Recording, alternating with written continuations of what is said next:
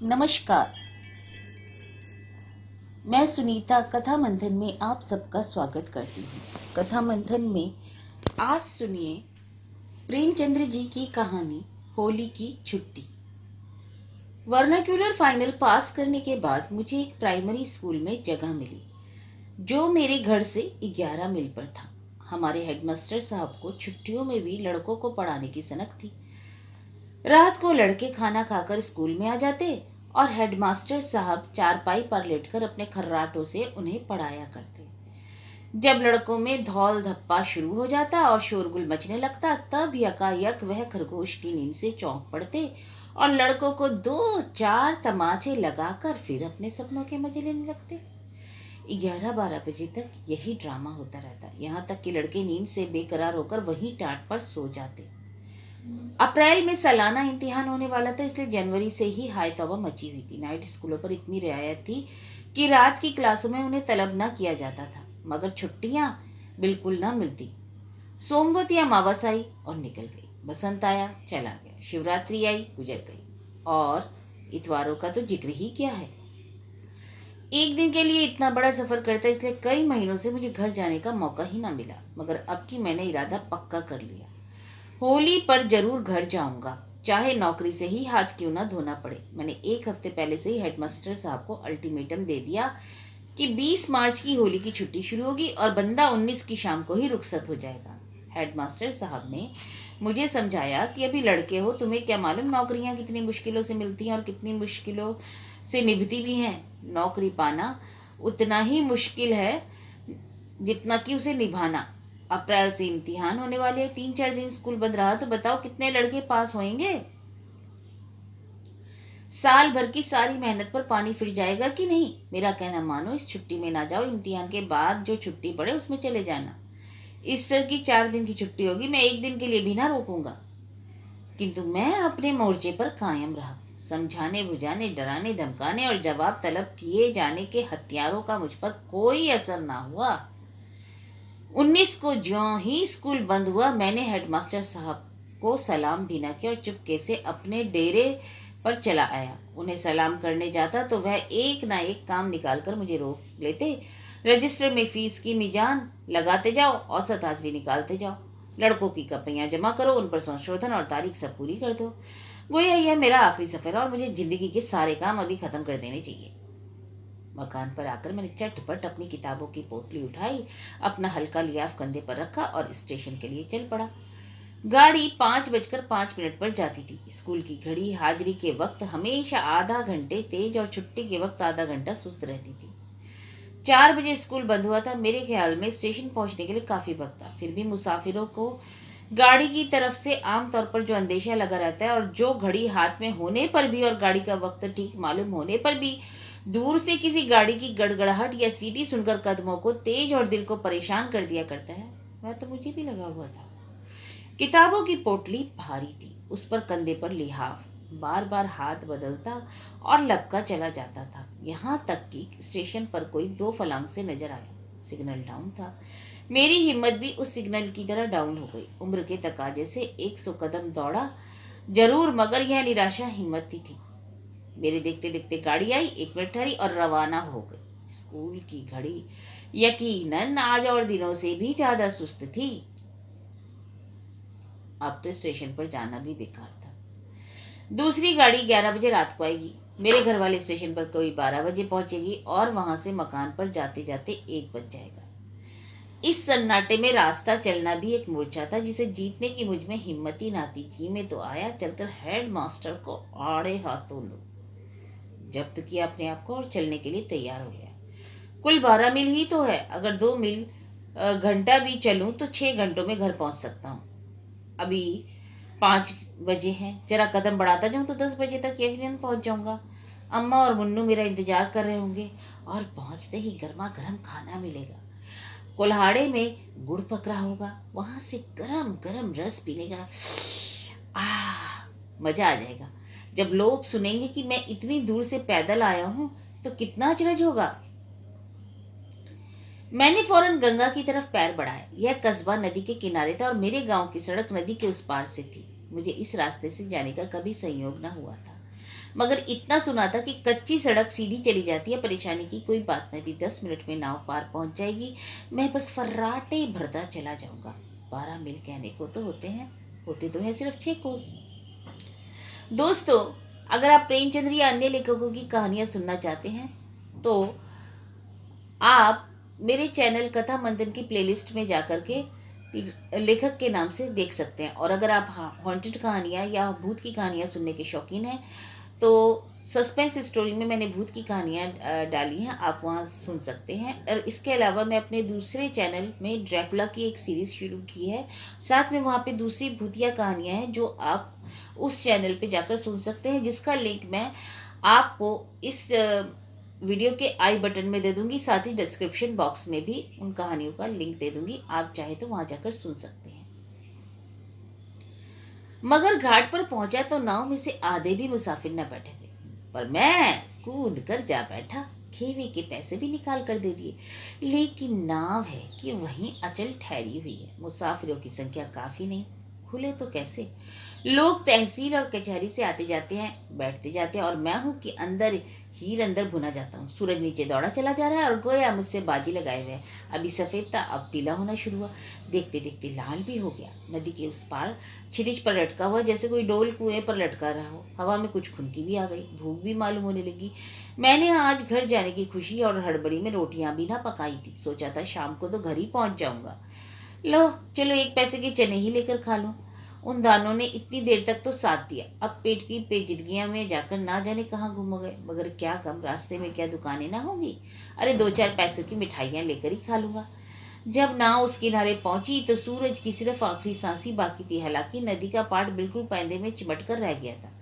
मैंने पोटली उठाई और तेजी से चला। दोनों तरफ चने के खेत थे, जिलन के उदे फूलों पर ओस लगाता हल्का सा पर्दा पड़ा चला था।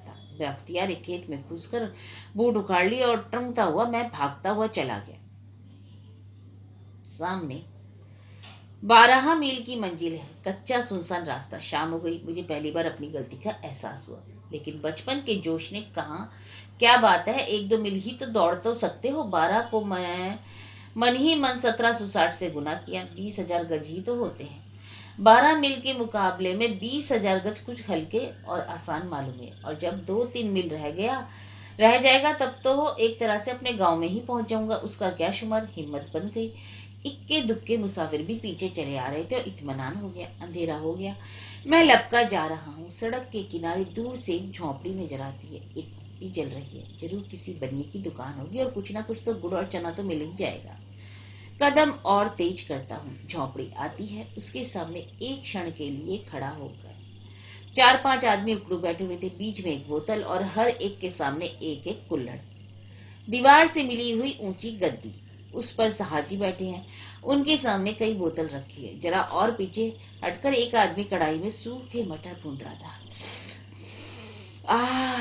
उसकी सौंधी खुशबू मेरे शरीर में बिजली की तरह दौड़ जाती है। बेचैन होकर जेब में हाथ डालता हूँ और 1 पैसा निकालकर उसकी तरफ चलता हूँ, लेकिन पांव आप रुक जाते हैं। अरे यह तो कलवारिया है। खोचे वाला पूछता, कहा लोगे? कुछ नहीं, मैंने कहा और आगे बढ़ जाता हूँ। दुकान भी मिली तो शराब की।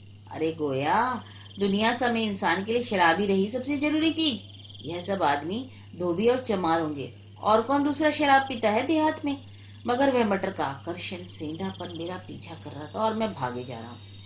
किताबों की पोटली जी का जंजाल हो गया। ऐसी इच्छा होती कि इसे यहीं सड़क पर पटक दूं और उसका वजन मुश्किल से 5 सेर होगा, मगर इस वक्त मुझे मन भर से ज्यादा मालूम होता। शरीर में कमजोरी महसूस हो रही थी। पूर्णमासी का चांद पेड़ों के ऊपर जा बैठा और पत्तियों के बीच से जमीन की तरफ झांक रहा था। मैं बिल्कुल अकेला जा रहा हूँ, मगर दर्द बिल्कुल नहीं है। भूख ने सारी चेतना को दबा रखा और खुद उस पर हावी हो गई। यह गुड़ की खुशबू कहाँ से आई? कहीं ताजा गुड़ पक रहा है। कोई गांव का री भी होगा। हाँ, वह आमों के झुरमुट में रोशनी नजर आई है, लेकिन वहां पैसे 2 पैसे का गुड़ बेचेगा और ये मुझसे मांगा ना जाएगा। मालूम नहीं लोग क्या समझे। आगे बढ़ता हूँ, मगर जबान से लार टपक रही थी। गुड़ तो मुझे बहुत प्रेम है। जब कभी किसी चीज की दुकान खोलने की सोचता था तो वह थी हलवाई की। बिक्री हो ना हो, मिठाइयां तो खाने को मिलेंगी। हलवाइयों को देखो, मारे मोटापे के हिल ना सकते हैं। लेकिन वह बेवकूफ होते हैं, आराम तलबी के मारे तोंद निकाल लेते हैं। मैं तो कसरत करता रहूंगा, मगर खुद की वह धीरज की परीक्षा लेने वाली, भूख को तेज करने वाली खुशबू बराबर आ रही है। मुझे वह घटना याद आती है जब अम्मा 3 महीने के लिए अपने मैके या मेरे ननिहाल गई थी और मैंने 3 महीने में 1 मन गुड़ का सफाया कर दिया। जी हाँ, यही गुड़ के दिन थे। नाना बीमार थे, अम्मा को बुला भेजा। मेरा इम्तिहान पास था, इसलिए मैं उनके साथ ना जा सका। मुन्नू को लेती गई। जाते वक्त उन्होंने 1 मन गुड़ उस मटके में रखा और उसके मुंह पर सकोरा रखकर मिट्टी से बंद कर दिया। वो और मुझे सख्त ताकीद कर दी कि मटका न खोलना। मेरे लिए थोड़ा सा गुड़ एक हंडी में रख दिया था। वह हांडी मैंने 1 हफ्ते में सफा चट कर दी। सुबह को दूध के साथ गुड़, रात को फिर दूध के साथ गुड़, यहाँ तक कि जायज करता, जिस पर अम्मा को कोई ऐतराज ना हो सकता। मगर स्कूल से बार बार पानी पीने के बहाने घर आता और 2-1 पिंडियां निकाल कर खा लेता। उसकी बजट में कहाँ गुंजाइश थी। और मुझे गुड़ का कुछ ऐसा चस्का पड़ गया कि हर वक्त वही नशा सवार। मेरा घर में आना गुड़ के सिर शामत आना। 1 हफ्ते में हाड़ी ने जवाब दे दिया, मगर मटका खोलने की सख्त मनाही थी और अम्मा के ध्यान आने में अभी 2.75 महीने बाकी थे। एक दिन तो मैंने बड़ी मुश्किल से जैसे तैसे सब्र किया, लेकिन दूसरे दिन की आह के साथ सब्र जाता रहा और मटके को बंद कर दिया और संकल्प कर लिया कि मैं इस हांडी को 3 महीने चलाऊंगा। चले या ना चले, मैं चलाए जाऊंगा। मटके को वह 7 मंजिल समझूंगा जिसे रुस्तम भी ना खोल सका था। मैंने मटके की पिंडियों को कुछ इस तरह कैंची लगाकर रखा जैसे बाज दुकानदार दिया सिलाई की डब्बियां भर देते हैं। एक हाड़ी गुड़ खाली हो जाने पर भी मटका मुंह भर आता। अम्मा को पता ही ना चलेगा। सवाल जवाब की नौबत कैसे आएगी। मगर दिल और जान में वह खींचतान शुरू हुई कि क्या करूं। हर बार जीत जबान ही के हाथ में रहती। यह 2 अंगुल की जीभ दिल जैसे शहजोर पहलवान को नचा रही थी, जैसे मदारी बंदर को नचाए उसको जो आकाश में उड़ता है और साथ में आसमान के मंसूबे बांधता है और अपने जोम में फरौन को भी कुछ नहीं समझता। बार बार इरादा करता दिन भर में 5 पिंडियों से ज्यादा न खाऊं, लेकिन यह इरादा शराबियों की तौबा की तरह घंटे 2 घंटे से ज्यादा न टिकता। अपने को कोसता, धिक्कारता। गुड़ तो खा रहे हो, मगर बरसात में सारा शरीर सड़ जाएगा। गंधक का मलम लगाए घूमोगे, कोई तुम्हारे पास बैठना ना पसंद करेगा। कसमें खाता, विद्या की, माँ की, स्वर्गीय पिता की, गऊ की, ईश्वर की, मगर उनका भी वही हाल होता। दूसरा हफ्ता खत्म होते होते हांडी भी खत्म हो गई। उस दिन मैंने बड़े भक्ति भाव से ईश्वर से प्रार्थना की, भगवान, यह मेरा चंचल लोभी मन मुझे परेशान कर रहा है। मुझे शक्ति दो कि उसको वश में रख सकूं। मुझे अष्टघात की लगाम दो, उसके मुंह में डाल दो। यह अभागा मुझे अम्मा से पिटवाने और घुड़कियां खिलवाने पर तुला हुआ है। तुम ही मेरी रक्षा करो तो बच सकता हूँ। भक्ति की विहलता के मारे मेरी आंखों से 2-4 बूंदे आंसुओं की भी गिरी, लेकिन ईश्वर ने भी इनकी सुनवाई न की और गुड़ की बुभुक्षा मुझ पर छाई रही। यहाँ तक कि दूसरी हाड़ी की मरसिया भी पड़ने की नौबत आ पहुंची। संयोग से उन्हीं दिनों 3 दिन की छुट्टी हुई और मैं अम्मा से मिलने ननिहाल गया। अम्मा ने पूछा, गुड़ का मटका देखा है? चींटे तो नहीं लगे, सीलन तो नहीं पहुंची? मैंने मटकों को देखने की कसम खाकर अपनी ईमानदारी का सबूत दिया। अम्मा ने मुझे गर्व के नेत्रों से देखा और मेरे आज्ञा पालन के पुरस्कार स्वरूप मुझे एक हांडी निकाल लेने की इजाजत दे दी और ताकीद भी करा दी कि मटकी का मुंह अच्छी तरह से बंद कर देना। अब तो वहां मुझे एक एक दिन एक एक युग मालूम होने लगा। चौथे दिन घर आते ही मैंने पहला काम जो किया वह मटका खोलकर हांडी भर गुड़ निकालना था। एक बारगी 5 भिंडियां उड़ा गया, फिर भी वही गुड़बाजी शुरू हो गई। अब क्या गम, अम्मा की इजाजत तो मिल ही गई थी। सैया भले कोतवाल और 8 दिन में हांडी गायब। आखिर मैंने अपने दिल की कमजोरी से मजबूर होकर मटके की कोठरी के दरवाजे पर ताला डाल दिया और कुंजी दीवार की एक मोटी संधि में डाल दी। अब देखें तुम कैसे गुड़ खाते हो। इस संधि में से कुंजी निकालने का मतलब यह था कि 3 हाथ दीवार खोल डाली जाए और यह हिम्मत मुझ में ना थी। मगर 3 दिन में ही मेरे धीरज का प्याला छलक उठा। इन 3 दिनों में भी दिल की जो हालत थी वह बयान से बाहर थी। श्री यानी मीठे गुड़ की कोठरी की तरफ से बार बार गुजरता और अधीर नेत्रों से देखता और हाथ मलकर रह जाता। कई बार ताले को खटखटाया, खींचा, झटके दिए, मगर जालिम जरा भी ना हमसा।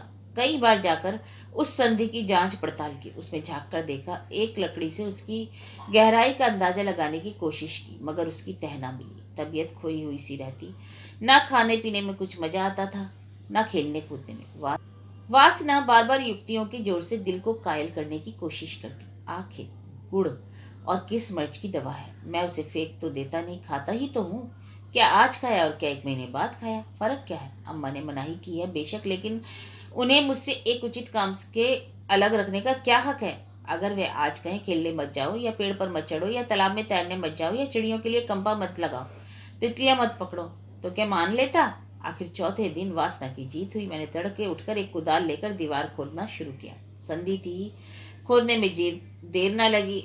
आधे घंटे के घनघोर परिश्रम के बाद दीवार से कोई गज भर लंबा और 3 इंच मोटा चप्पड़ टूटकर नीचे गिर पड़ा। संधि की तह में वह सफलता की कुंजी पड़ी हुई थी, और जैसे समुद्र की तह में मोती की सीप पड़ी है, मैंने झटपट उसे निकाला और फौरन दरवाजा खोला। मटके से गुड़ निकालकर हंडी में भरा और दरवाजा बंद कर दिया। मटके में इस लूटपाट से स्पष्ट कमी पैदा हो गई थी। 1000 तरकीबें आजमाने पर भी इसका गड्ढा ना भरा, मगर अब की बार मैंने चटोरेपन का अम्मा की वापसी तक खात्मा कर देने के लिए कुंजी को कुएं में डाल दिया। किस्सा लंबा है। मैंने कैसे ताला तोड़ा, कैसे गुड़ निकाला, और मटका खाली हो जाने पर कैसे फोड़ा और उसके टुकड़े रात को कुएं में फेंके, और अम्मा आई तो मैंने रो रो कर उनसे मटके के चोरी जाने की कहानी कही। यह बयान करने लगा कि यह घटना जो मैं आज लिखने बैठा हूँ अधूरी रह जाएगी। चुनांचे इस वक्त गुड़ की उस मीठी खुशबू ने मुझे बेसुध बना दिया, मगर मैं सब्र करके आगे बढ़ता गया। ज्यों ज्यों रात गुजरती थी, शरीर थकान से चूर होता जाता, यहाँ तक कि पांव कांपने लगे। कच्ची सड़क पर गाड़ियों के पहियों की लीक पड़ गई थी। जब कभी लीक में पांव चला जाता तो मालूम होता किसी गहरे गड्ढे में गिर पड़ रहा हूँ। बार बार जी में आता यहीं सड़क के किनारे लेट जाऊं। किताबों की छोटी सी पोटली मन भर की लगती थी। अपने को कोसता कि किताबें लेकर क्यों चला। दूसरी जबान का इम्तिहान देने की तैयारी कर रहा था, मगर छुट्टियों में एक दिन भी तो किताब खुलने की नौबत ना आएगी। खामा यह बोझ उठाए चला आता हूँ। ऐसा जी झुंझलाता कि इस मूर्खता के बोझ को वहीं पटक दूं। आखिर टांगों ने चलने से इनकार कर दिया। एक बार मैं गिर पड़ा और संभल कर उठा तो पांव थरथरा रहे थे। अब बगैर कुछ खाए पैर उठाना दुभर था, मगर यहाँ क्या खाऊं। बार बार रोने को जी चाहता। संयोग से एक ईख का खेत नजर आया, तब मैं अपने को रोक ना सका। चाहता था कि खेत में घुसकर 4-5 ईख तोड़कर लूं और मजे से रस चूसता हुआ चलूं। रास्ता भी कट जाएगा और पेट में कुछ पड़ भी जाएगा। मगर मेड़ पर पांव रखा ही था कि कांटों में उलझ गया। किसान ने शायद मेड़ पर कांटे बिखेर दिए थे, शायद बेर की झाड़ी थी। धोती कुर्ता सब कांटों में फंसा हुआ था। पीछे हटा तो कांटों की झाड़ी साथ साथ चली। कपड़े छुड़ाने लगा तो हाथ में कांटे चुभने लगे। जोर से खींचा तो धोती फट गई। भूख तो गायब हो गई। फिक्र हुई कि इस नई मुसीबत से कैसे छुटकारा हो। कांटों की जगह एक जगह से अलग करता तो दूसरी जगह चिपट जाते, झुकता तो शरीर में चुभते। किसी को पुकारूं तो चोरी खुली जाती है। अजीब मुसीबत में पड़ा हुआ। उस वक्त मुझे अपनी हालत पर रोना आ गया। कोई रेगिस्तानों की खाक छानने वाला आशिक भी इस तरह कांटों में फंसा होगा। बड़ी मुश्किल से आधे घंटे में अपना गला छुटाया। धोती और कुर्ते के मत्थे आ गई मुसीबत। हाथ और पांव छलनी हो गए सो अलग। अब एक कदम आगे रखना मुहाल था। मालूम नहीं कितना रास्ता तय हुआ और कितना बाकी है। ना कोई आदमी है ना आदमजात, किससे पूछूं। अपनी हालत पर रोता हुआ जा रहा था। तभी एक बड़ा गांव नजर आया। बड़ी खुशी हुई। कोई दुकान तो मिल ही जाएगी, कुछ खा लूंगा। किसी के साइबान पे पड़ा रहूंगा, सुबह देखी जाएगी। मगर देहातों में लोग सरे शाम सोने के आदी होते हैं। एक आदमी कुएं पर पानी भर रहा था। उससे पूछा तो उसने बहुत ही निराशाजनक उत्तर दिया, अब यहाँ कुछ ना मिलेगा। बनिए नमक तेल रखते हैं, हलवाई की दुकान एक भी नहीं। कोई शहर थोड़ी है जो इतनी रात को दुकान खोले, कौन बैठा रहेगा। मैंने उससे बड़ी विनती के स्वर में कहा, कहीं सोने को जगह मिल जाएगी। उसने पूछा, कौन हो तुम? तुम्हारी जान पहचान का यहाँ कोई नहीं? जान पहचान का कोई होता तो तुमसे क्यों पूछता। तो भाई, अनजान आदमी को यहाँ ठहरने नहीं देंगे। इसी तरह कल एक मुसाफिर आकर ठहरा था। रात को एक घर में सेंध पड़ गई। सुबह को मुसाफिर का पता न था। तो क्या तुम समझते हो मैं चोर हूँ? किसी के माथे पर लिखा थोड़ी ना होता है। अरे भाई, नहीं ठहराना चाहते हो तो ना सही, मगर चोर तो ना बनाओ। मैं जानता ही इतना मनुष्य गाँव था, इधर आता ही क्यों। मैंने ज्यादा खुशामद ना की। जी जल गया। सड़क पर आकर फिर आगे चल पड़ा। इस वक्त मेरे होश ठिकाने ना थे। कुछ खबर नहीं किस रास्ते से गांव में आया था और किधर चला जा रहा हूँ। अब मुझे अपने घर पहुंचने की उम्मीद न थी। रात यूं ही भटकते हुए गुजरेगी। फिर इसका क्या गम कि कहाँ जा रहा हूँ। मालूम नहीं कितनी देर तक मेरे दिमाग की यह हालत रही। अचानक एक खेत में आग जलती हुई दिखाई पड़ी, जैसे आशा का दीपक हो, मगर वहां कोई आदमी होगा। शायद रात काटने को जगह मिल जाए। कदम तेज के करीब पहुंचा तो यकाएक एक बड़ा सा कुत्ता भौंकता हुआ मेरी तरफ दौड़ा। इतनी डरावनी आवाज थी कि मैं कांप उठा। एक पल में वह मेरे सामने आ गया और मेरी तरफ लप लपाकर भूकने लगा। मेरे हाथों में किताब की पोटली के सिवा और क्या था, ना कोई लकड़ी ना पत्थर। कैसे भगाऊं? कहीं कोई बदमाश मेरी टांग पकड़ ले तो क्या करूं? अंग्रेजी नस्ल का शिकारी कुत्ता मालूम होता था। मैं जितना ही धत धत करता उतना ही गरजता। मैं खामोश खड़ा, पोटली जमीन पर रखकर पांव के जूते निकाल लिए। अरे भाई, अपनी हिफाजत के लिए कोई हथियार तो हाथ में हो। उसकी तरफ गौर से देख रहा था कि खतरनाक हद तक मेरे करीब आए और उसके सिर पर इतनी जोर से नाल और जूता मारूं कि याद हो उसको। किंतु उसने मेरी नीयत ताड़ ली और मेरी तरफ झपटा। मैं कांप गया, जूता हाथ से छूटकर जमीन पर गिरा। उसी वक्त मैंने डरी हुई आवाज से पुकारा, अरे खेत में कोई है, देखो ये कुत्ता मुझे काट रहा है। ओ माँ, तो देखो कुत्ता मुझे काट रहा है। जवाब मिला, कौन है? मैं हूँ राहगीर, तुम्हारा कुत्ता मुझे काट रहा है। अरे काटेगा नहीं, डरो मत। कहाँ जाना है? महमूद नगर। महमूद नगर? महमूद नगर का रास्ता तो तुम पीछे छोड़ा है, आगे तो नदी है। मेरा कलेजा बैठ गया। रुआसा होकर बोला, महमूद नगर का रास्ता कितना दूर छूट गया? यही कोई 3 मील। और एक लहीम शहीब आदमी हाथ में लालटेन लिए हुए आकर मेरे सामने खड़ा हो गया। सर पर हैट था, एक मोटा फौजी ओवरकोट पहने हुए, नीचे निक्कर, पाँव में फुल बूट, बड़ा लंबा तगड़ा, बड़ी बड़ी मूछें, गोरा रंग, साकार पुरुष सौंदर्य। बोला, तुम तो कोई स्कूल के लड़के मालूम होते हो। लड़का तो नहीं हूँ, लड़कों का मुदरिस हूँ। घर जा रहा हूँ, आज से 3 दिन की छुट्टी है।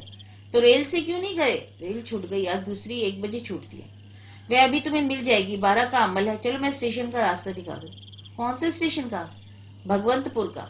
भगवंतपुर से तो मैं चला हूँ, वह तो बहुत पीछे छूट गया होगा ना।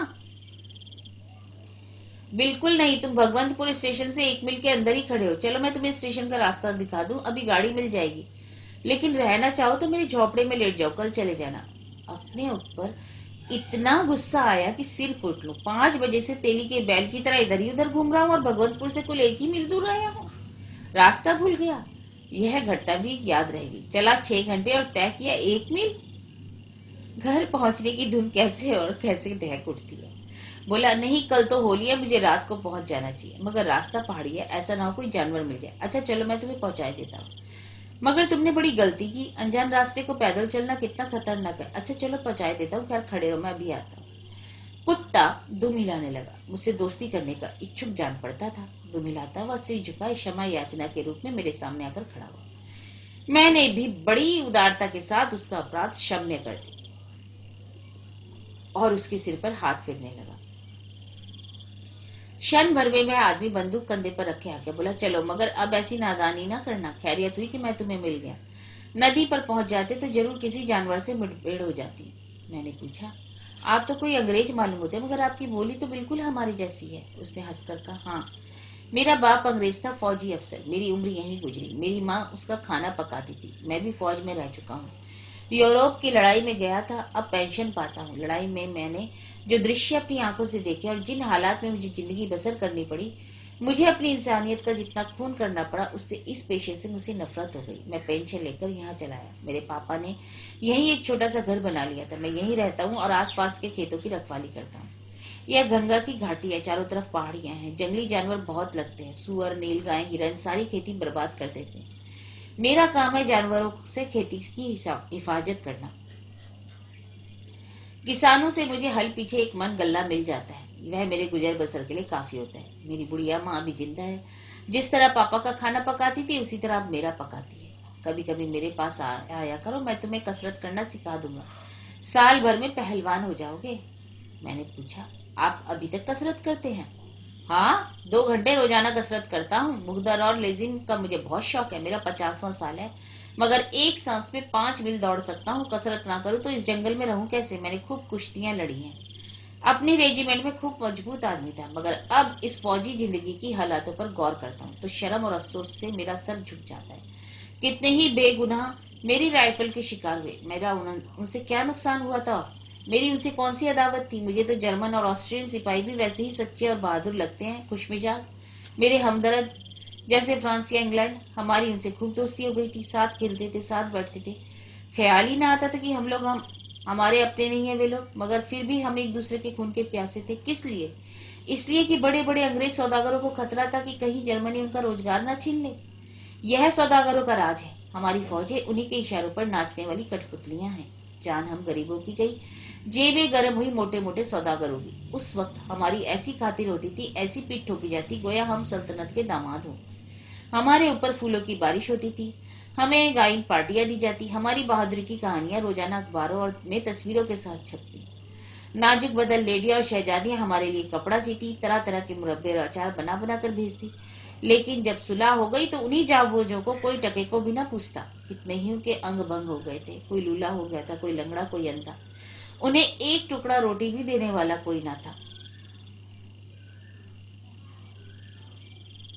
मैंने कितनों ही को सड़क पर भीख मांगते देखा। तब से मुझे इस पेशे से नफरत हो गई। मैंने यहाँ आकर यह काम अपने जिम्मे ले लिया और खुश हूँ। सिपाहगिरी इसलिए कि उससे गरीबों की जान माल की हिफाजत हो, इसलिए नहीं कि करोड़पतियों के पास बेशुमार दौलत और बढ़े। यहाँ मेरी जान हमेशा खतरे में ही बनी रहती है। कोई बार तो मैं मार बार मरते मरते बचाऊं, लेकिन इस काम में मर भी जाऊं तो मुझे अफसोस ना होगा, क्योंकि मुझे तस्कीन होगा कि मेरी जिंदगी गरीबों के काम आई। और यह बेचारे किसान मेरी कितनी खातिर करते हैं, तुमसे क्या कहूँ। अगर मैं बीमार पड़ जाऊं, उन्हें मालूम हो जाए मैं उनके शरीर के ताजे खून से अच्छा हो जाऊंगा, तो बिना झिझके खून दे देंगे। पहले मैं बहुत शराब पीता था। मेरी बिरादरी को तो तुम जानते हो। हम में बहुत से लोग ऐसे हैं जिनको खाना मैसर हो ना हो मगर शराब जरूर चाहिए। मैं भी एक बोतल शराब रोज पी जाता था। बाप ने काफी पैसे जोड़ते, मगर किफायत से रहना जानता तो जिंदगी भर आराम से पड़ा रहता। मगर शराब ने सत्यानाश कर दिया। उन दिनों में बड़े ठाठ से रहता, कॉलर टाई लगाए, छैला बना हुआ, नौजवान छोकरियों से आंखें लड़ाया करता, गुड़दौड़ में जुआ खेलता, शराब पीना, क्लब में ताश खेलना, औरतों से दिल बहलाना ही मेरी जिंदगी थी। 3-4 साल में मैंने 25-30 हजार रुपए उड़ा दिए। कौड़ी कफन को न रखी। जब पैसे खत्म हुए तो रोजी की फिक्र हुई। फौज में भर्ती हो गया, मगर खुदा का शुक्र है कि वहां से कुछ सीखकर लौटा। यह सच्चाई मुझ पर खुल गई कि बहादुर का काम जान लेना नहीं बल्कि जान की हिफाजत करना है। यूरोप से आकर एक दिन में शिकार खेलने इधर आ गया। कई किसान अपने खेतों के किनारे उदास खड़े हैं। मैंने पूछा, क्या बात है, तुम लोग क्यों इस तरह उदास खड़े हो? एक आदमी ने कहा, क्या करे साहब, जिंदगी से तंग है, ना मौत आती है ना पैदावार। सारे जानवर आकर खेत चढ़ जाते हैं, किसके घर से लगान चुकाएं? क्या महाजन को दे, क्या अमलों को दे, क्या खुद खाएं? कल इन्हीं खेतों को देखकर दिल को काफी खुश हो जाते थे। आज इन्हें देखकर आंखों में आंसू आ जाते हैं। जानवरों ने सफाया कर दिया। मालूम नहीं उस वक्त मेरे दिल पर किस देवता या पैगंबर का साया था, मुझे उन पर रहम आ गया। मैंने कहा, आज से मैं तुम्हारे खेतों की रखवाली करूंगा। क्या मजाल की कोई जानवर फटक सके, एक दाना जो जाए तो जुर्माना दूं। बस उस दिन से आज तक मेरा यही काम है। आज 10 साल हो गए, मैंने कभी नागा नहीं किया। अपना गुजारा भी होता है, एहसान भी मुफ्त मिल जाता है। सबसे बड़ी बात कि इस काम से दिल को खुशी होती है। नदी आ गई। मैंने देखा वही घाट है जहां शाम को किश्ती पर बैठा था। उस चांदनी में नदी जड़ाऊ गहनों से लदी हुई जैसे कोई सुनहरा सपना दिख रही हो। मैंने पूछा, आपका नाम क्या है? कभी कभी आपके दर्शन के लिए आया करूंगा। उसने लालटेन उठाकर मेरा चेहरा देखा और बोला, मेरा नाम जैक्सन है, बिल जैक्सन। जरूर आना स्टेशन के पास, जिससे मेरा नाम पूछोगे मेरा पता बतला देगा। यह कहकर वह पीछे की तरफ मुड़ा, मगर यकायक लौट पड़ा और बोला, मगर तुम्हें यहाँ सारी रात बैठना पड़ेगा और तुम्हारी अम्मा घबरा रहेंगे। तुम मेरे कंधे पर बैठ जाओ, मैं तुम्हें उस पार पहुंचा दूँ। आजकल पानी बहुत कम है, मैं तो अक्सर तैर आता हूँ। मैंने एहसान से दबकर कहा, आपने यही क्या कम इनायत की है जो यहाँ तक पहुंचा दिया, वरना शायद घर पहुंचे मेरे नसीब ना होता। बैठा रहूंगा, कोई ना कोई किश्ती से पार उतर ही जाऊंगा। वह और अम्मा तुम्हारी वहां रोती रहेंगी कि मेरे लाडले पर ना जाने क्या गुजरी। यह कहकर मिस्टर जैक्सन ने मुझे झट कंधे पर बैठा लिया और इस तरह बेधड़क पानी में घुसे कि जैसे सूखी जमीन है। मैं दोनों हाथों से उनकी गर्दन पकड़े हूँ, फिर भी सीना धड़क रहा है और रगों में सनसनी सी मालूम है। मगर जैक्सन साहब इत्मीनान से चले जा रहे हैं। पानी घुटने तक आया, फिर कमर तक और फिर सीने तक। अब तो साहब को एक एक कदम मुश्किल हो रहा है। मेरी जान निकल रही है, लहरें उनके गले लिपट रही हैं, मेरे पाँव भी चूमने लगे। मेरा जी चाहता था कि उनसे कहूँ भगवान के लिए वापस चलिए, मगर जुबान नहीं खुलती। चेतना ने जैसे इस संकट का सामना करने के लिए दरवाजे बंद कर दिए। डरता हूँ कहीं जैक्सन साहब फिसले और मेरा भी काम तमाम हो। यह तो तैराके निकल जाएंगे, मैं लहरों की खुराक बन जाऊंगा। अफसोस अपनी बेवकूफ़ी पर कि तैरना क्यों ना सीख लिया। यकायक जैक्सन ने मुझे दोनों हाथों से कंधे के ऊपर उठा लिया। हम बीच धार में पहुंच गए थे। बहाव में इतनी तेजी थी कि एक एक कदम आगे रखने में एक एक मिनट लगता। दिन को इस नदी में कितनी ही बार आ चुका हूँ, लेकिन रात को इस मझधार में वह बहती हुई मौत मालूम पड़ रही थी। 10-12 कदम तक मैं जैक्सन के दोनों हाथों पर टंगा रहा, फिर पानी उतरने लगा। मैं देख न सका, मगर शायद पानी जैक्सन के सर के ऊपर तक आ गया था, इसलिए उन्होंने मुझे हाथों पर बैठा लिया था। और जब गर्दन बाहर निकल आई तो जोर से हंसकर बोले, लो, अब पहुंच गए। मैंने कहा, आपको आज मेरी वजह से बड़ी तकलीफ हुई। जैक्सन ने मुझे हाथों से उतारकर फिर कंधे पर बिठाते हुए कहा, और आज मुझे इतनी खुशी हुई है जितनी कभी न हुई, जर्मन कप्तान के कत्ल करके भी नहीं। अपनी माँ से कहना मुझे दुआ दे। घाट पर पहुंचकर मैं साहब से रुखसत हुआ। उनकी सज्जनता, निस्वार्थ सेवा और अदम्य साहस का ना मिटने वाला असर दिल पर लिए हुए मेरे जी में आया, काश मैं इस तरह लोगों के काम आ सकता। 3 बजे रात को जब घर पहुंचा तो होली में आग लग रही थी। मैं स्टेशन से 2 मील सरपट दौड़ता हुआ गया। मालूम नहीं भूखे शरीर में इतनी ताकत कहाँ से आ गई। अम्मा मेरी आवाज सुनते ही आंगन से निकल आया और मुझे छाती से लगा लिया और बोली, इतनी रात कहाँ कर दी थी बेटा? मैं तो सांझ से तुम्हारी राह देख रही थी। चलो खाना खा लो। कुछ खाया पिया है कि नहीं? वाह, अब मैं स्वर्ग में हूँ। लेकिन उनका वह मोहब्बत भरा चेहरा मेरी आंखों के सामने है। वह प्यार भरी आवाज कानों में गूंज रही है। मिस्टर जैक्सन से मैं कई बार मिल चुका हूँ। उनकी सज्जनता ने मुझे उनका भक्त बना दिया। वे इंसान नहीं, मैं उन्हें फरिश्ता समझता हूँ।